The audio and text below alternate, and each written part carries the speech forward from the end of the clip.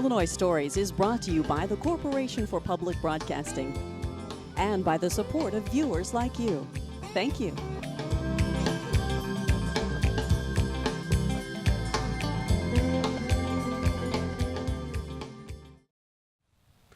Hello, welcome to Illinois Stories. I'm Mark McDonald in Springfield at Oak Ridge Cemetery. In the shadow of Lincoln's tomb in front of John Riley Tanner's tomb, he was a governor of Illinois. I jokingly call him the governor nobody knew anything about. Interesting story. He grew up in far southern Illinois, a poor farmer, almost no formal education. He was convicted at one time of shooting and killing a man, later exonerated of that, became a deputy sheriff, a leader of the Republican Party in Cook County in Illinois, and then finally governor. He is an Illinois story. Governor John Riley Tanner, also memorialized on t-shirts, at least in the Jim Atwood home he is anyway. Jim, this is sort of emblematic of this man.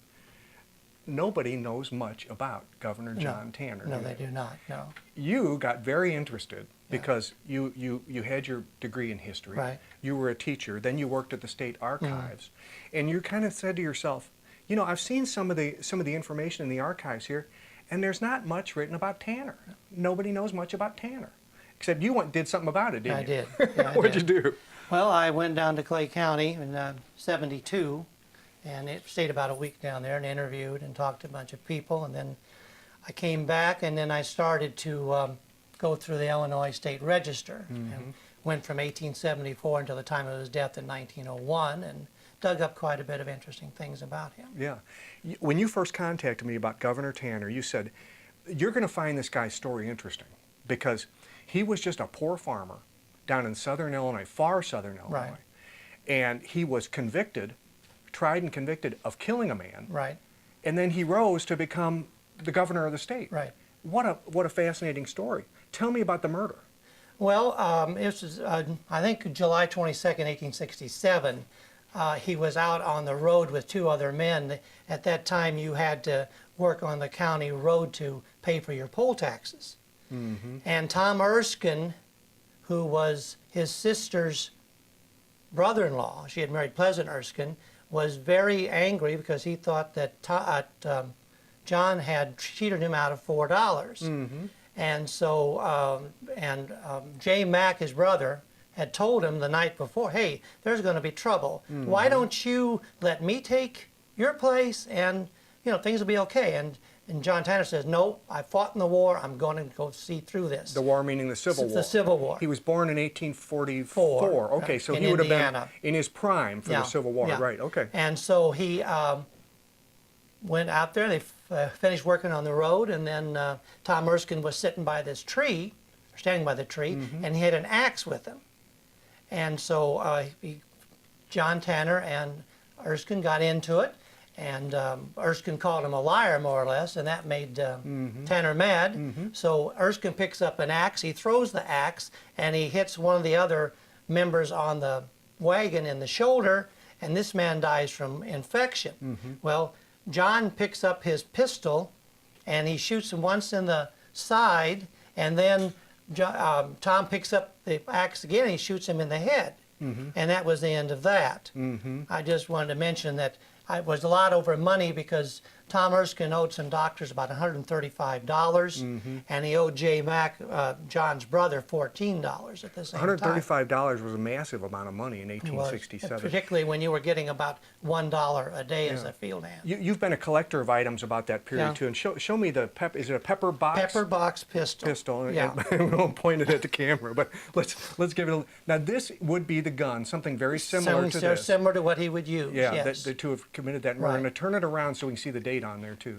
Oh, sorry. Yeah. This is 1840. Sure enough. And you bought this replica here locally, Yes, huh? I did. Wow. Yeah. That's a good example of the kind of revolvers they were using, an early revolver. It is. Okay, so John Tanner kills this man. Right. And it turns out he's convicted of manslaughter, right? Should have got 5 years in jail, yeah. However, it didn't work out that way. No. He got another trial. Did he appeal it? He was appealed by 3 attorneys, and I think they said I think what I read, it was about 10 minutes in the second trial and it was over. And they hoisted him up on their shoulders and walked him out the And door. they made him deputy sheriff, just like that. That's right, 1869, right? 1869. I want to show this book. This is the result of the research that you have done on John Tanner. That's his tomb, of course, on the cover.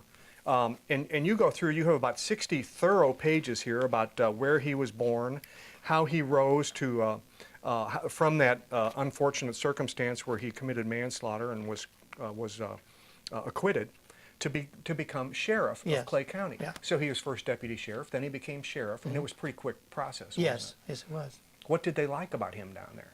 I think he had a good personality. From what I understand, if your father voted for him, you would vote for him. That's what I understand about that. And he was rough and tough. I mean, he had a good or bad reputation. I mean, he shot and killed a man. I mean, you might think twice about doing something, you know. He looks like Wyatt. I mean, he looks like a tough guy. He looks kind of like Wyatt Earp, doesn't he? Yeah. He looks like a lawman. And of course, he did dabble in the law again because didn't he become a U.S. Marshal at some point? He became U.S. Marshal, yeah. So those are political appointments. Yes. So he was very politically involved from the time he became sheriff of Clay County on up. Yes. Now, here's another. Well, while we're in Southern Illinois, let's take a look at this. This is when you went down there to check on his whereabouts. You were able to find the house that he lived in. Yes. Now, this is after he became wealthy and built a fine home. Right. This is when he, probably prior to 1880, I'm willing to bet, because after 1881, he was never home. And this home is no longer there either, it's is gone. it? Yeah. That's unfortunate. Yeah. When you were at Archives, and we talked about how little is known about him, where is that book I want to hand you? You're trying to do some research on Tanner, and you find out. What do you find out? This is about. Not this is too about much. it. Just sanitized edition. I mean, they just thought he just popped up out of. Hold that up for us. Popped out of somewhere. This is all that you were able to learn He just popped about up a out of former somewhere governor. and became governor. Yeah. Very interesting. Okay, so you're poking around in Southern Illinois. You're learning about this shooting, and you're learning about his being elected sheriff. And then somehow, he starts to rise in the statewide Republican Party. Right. What did he do to do that? Well, he was a state senator from 1881 1885. And then, of course, he hitched his star to Shelby Cullom, who was U.S. Senator. I guess he and Cullom clicked at that time, and Cullom took care of him when he needed to be taken care of, when he was out of a job, and things like that. And that was primarily it. But he was...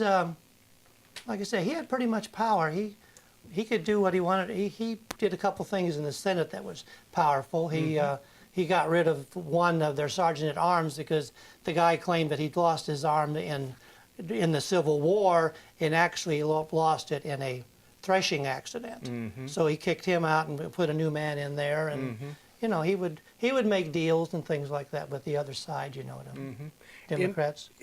Eventually, he would become powerful in Cook County as well, which was unusual for anybody from downstate, wasn't it? Yeah, I think it's one of the things that's what really strikes you about him. At least it was to me.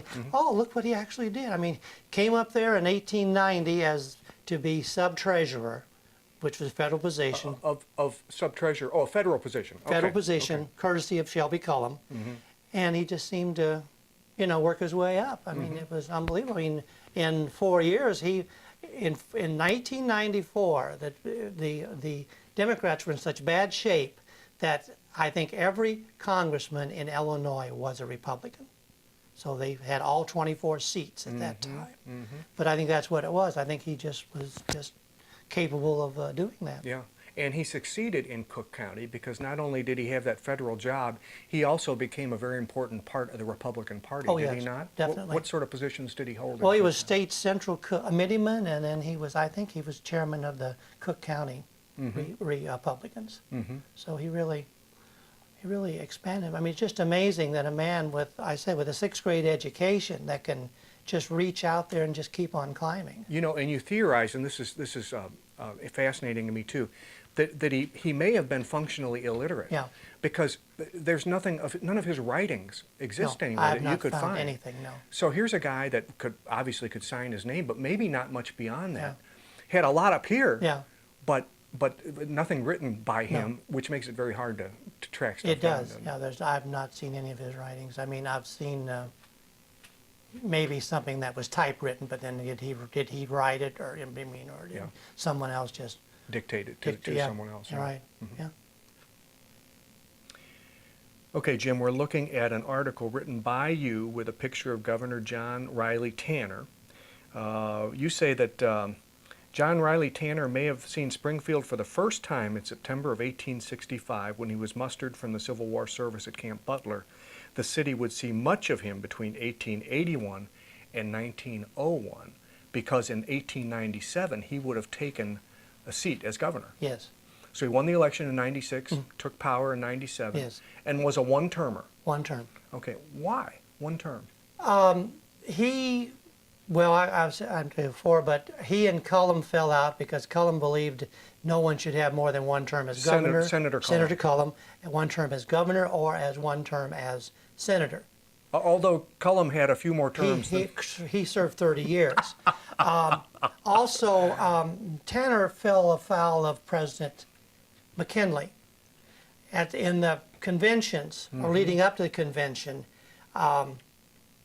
Tanner had about 4 options, and he was using those options. There was a senator from Iowa, Beveridge, I believe, a senator from Colorado, Allison. He was accepting money from them to maybe vote for them. He was taking money from McKinley. He might have his crew vote for them, or he might back Cullum for president, or he might do nothing. So when he got into trouble, the trouble he got into was after the election, the Republicans sent this big band to the inaugural convention, and McKinley refused to let them be at the head. He put them behind a African-American band, and they didn't go. They just went home. And from that point on, Cullum kept feeding McKinley these lies about Tanner, like, we can't be reelected in 1900. We're not going to support him. And I think that's what got him. I say if it had been a primary election, I think he would have got through. But it was a state convention. He just didn't have it. Yeah. Okay. It fell out of favor. Well, fell out of favor with the Republicans. He lost his first wife. Yes. He was married twice. He lost his first wife. She died. When he moved back to Springfield as governor, he remarries Mrs. John R. Tanner. Yeah. Her name was English. Her last name was English. Cora English. And she's much younger. 30, I think about 20 years younger. His daughter Lulu was at a finishing school. I will assume St. Louis, I don't know. And I guess he used to go down there and visit, and he met her, and they fell in love, and they were married just prior to his inauguration as governor. So they get married, and they move into the governor's mansion, and here's a picture of what it looked like in 1897. But it wasn't quite up to his standards, was it? Well, probably up to her standards, I would say, and rather than. You think it was okay with him? I think he wouldn't have cared, but as long as the guy's got a couple places to go, he's okay. But I think that I was, and so he said, I want $40,000, so I'm moving to Leland Hotel. Well, he got the money. And there's the Leland Hotel, and that's the way it looked at that time. Yes. And Mrs. Oglesby, who had been a 3-time tenant of the governor's mansion, Richard Oglesby's wife, was not happy that they moved out one of the staircases. But, they said, well, it's just too bad, it just happened. Well, I guess it's kind of hard to get used to not living in the mansion if you've been there, but it would seem to me that a former First Lady probably wouldn't have much to say about that, would No, she? probably wouldn't, but she was quite a character, too.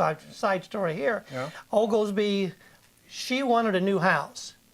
And Mrs. Oglesby. Miss Oglesby wanted a new house. And Richard said, well, when this one burns down, we'll get a new house. And the house burns, but they saved all the furniture. Aha. So she got a new house. Yeah. with the perfect old furniture. Huh? Okay. Right. Got it. Now, Tanner, even though we don't know much about him today, was apparently well loved. Oh, yeah. Because when he died in 1901, and it was only 4 months after he served his first term as governor, It was an immense crowd, wasn't Yes, about 35. They estimate 35,000 people. 10,000 filed past the coffin. They ran trains 75 miles out to bring people in for the funeral. And they say most of Clay County, which was his home county, was empty. I'll be darned.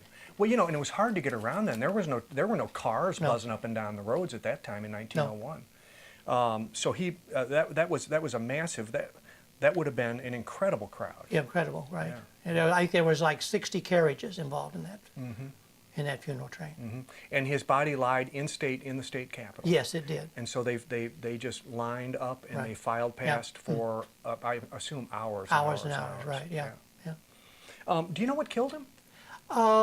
Well, the doctor thought he had a hemorrhage behind the left eye. That's what he was suffering from, gastritis. He was not.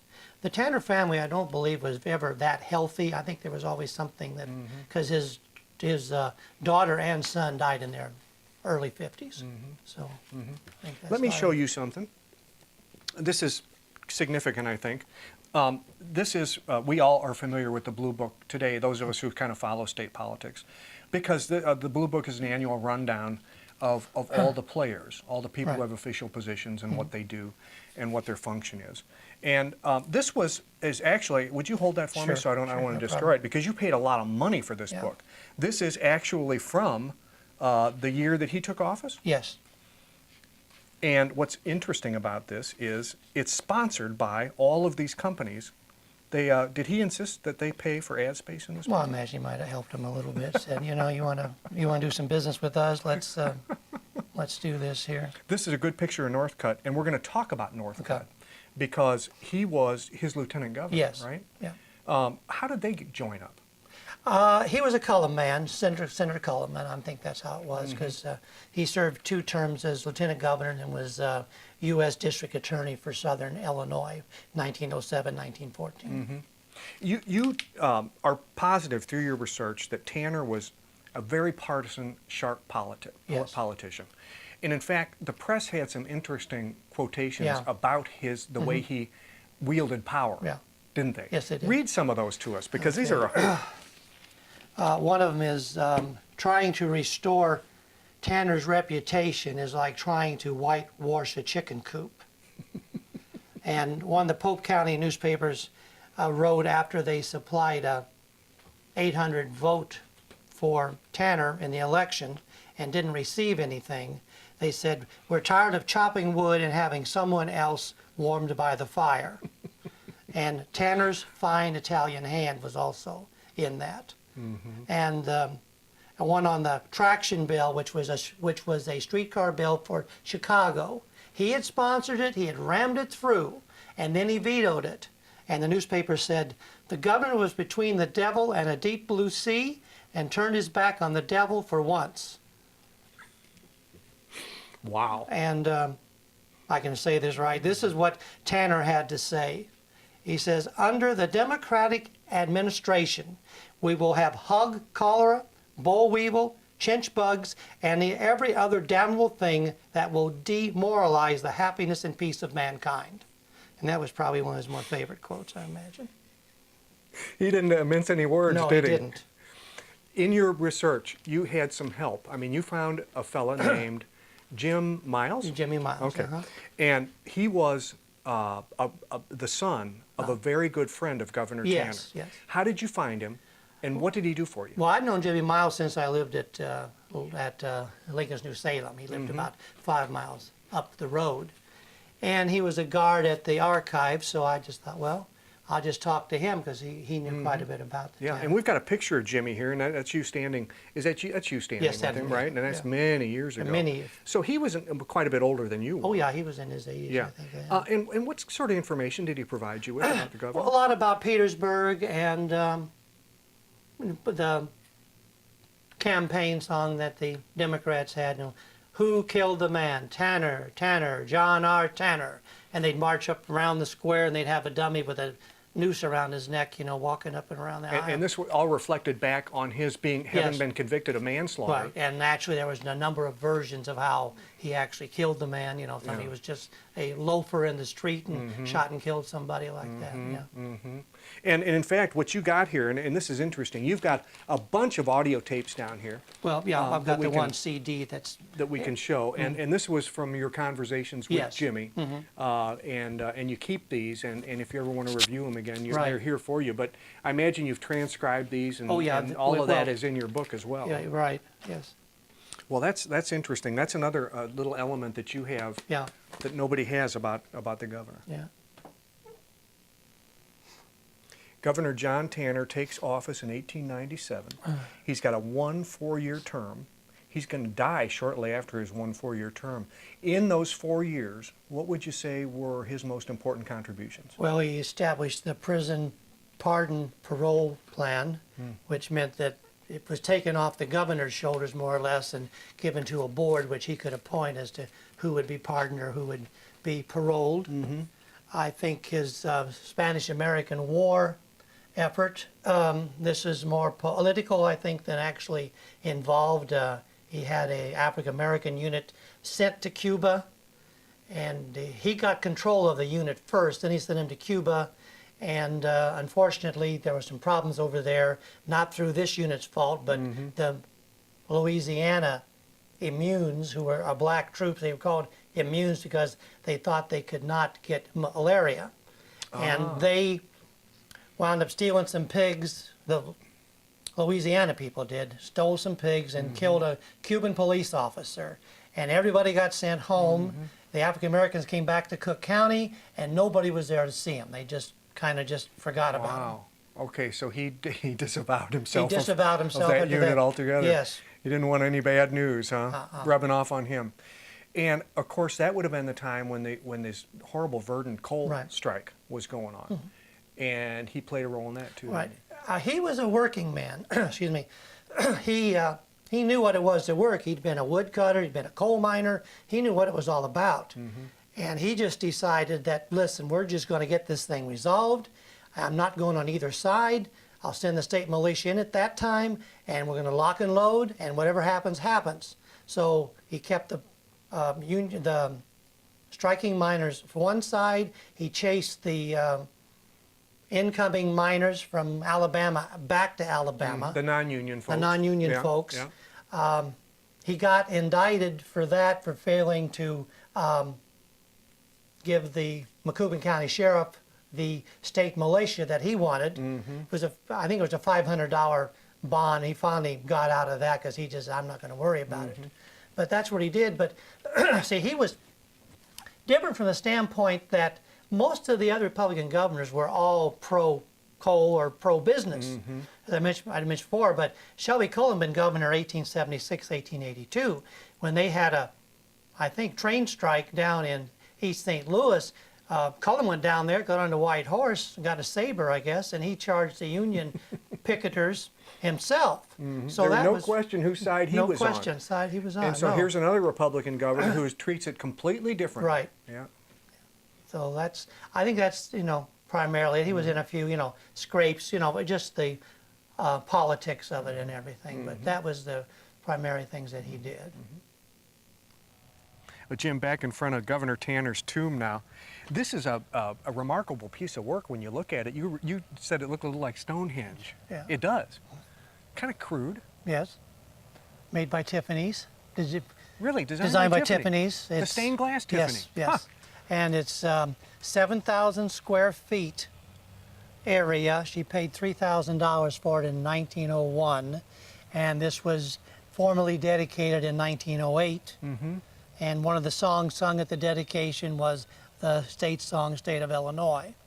Let's walk up to it, huh? And I think Nearer My God to Thee might have been the other tune that they had here. I assume what they were trying to get across here, this is very rough-hewn sort Yes. of, so he was a rough guy. He was rough guy, rough-hewn guy. very rough guy. And this is his tomb, of course. His coffin is Right. in there, but this is family over His here. family, there's I think both wives are buried here, Loretta and Cora, Edith English, and His daughter's buried here, and her husband, and I think J. Mac Tanner the younger, which was his son, is also buried here. His son had been a state representative at one time. Yeah. He died in 1901. Yes. As we mentioned, only 4 months after his term as governor Right. was over. And then by 1908, they had this built, Yes. and he was interred. Yes. Well, Jim, we have mentioned, now we're not very far from Governor Tanner's gravesite here, and we have mentioned the name Shelby Cullom frequently during this program. Right. And he's also buried here, basically in the shadow of the Lincoln tomb. Right. And he was one of the most powerful men in America, I assume. He was served in the Senate for 30 years. He had been compared to Lincoln as looking like Lincoln at one time. And he was called the Quaking Ash, A-S-H, of the Sangamon River Valley at one time. But he was quite, he was... He was a governor for 6 years, and then he was a U.S. Senator for 30 years. And he nominated U.S. Grant for president in 1872. Okay, so he really was a kingmaker, wasn't he? Well, he was up there, yes. Yeah, and Governor Tanner, when he was in Cullom's good graces, advanced because of it. We advanced several federal positions, U.S. Marshal and Sub-Treasurer of the U.S. Treasury. Yes, he always found a job when he was on the outs with the other people. It's very interesting too that because he was only going to get 1 term as governor, but Cullom was going to get 6 terms as 5 terms. 5 terms as 5 senator. terms, right. And his self-imposed rule wasn't self-imposed, was it? No. That was his rule that governors got 1 because they might challenge him, and U.S. senators only got 1. Yeah. And Tanner made sure of that through 1896, 1895, and then the tables got turned on him. But he knew that. Tanner knew that. He says, "I can endorse you, but it won't go." Yeah. So he just knew that it was over there. Well, thank you, sir. You're welcome. Appreciate Thank you. your time. And also, if you're out here at Oak Ridge Cemetery, there's another gentleman that we mentioned during this program, Lieutenant Governor Northcutt.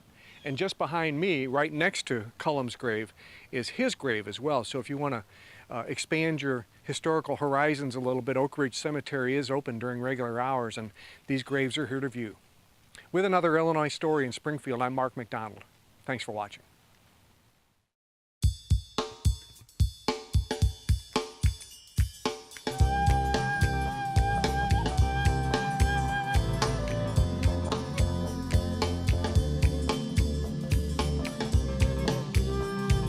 Illinois Stories is brought to you by the Corporation for Public Broadcasting and by the support of viewers like you. Thank you.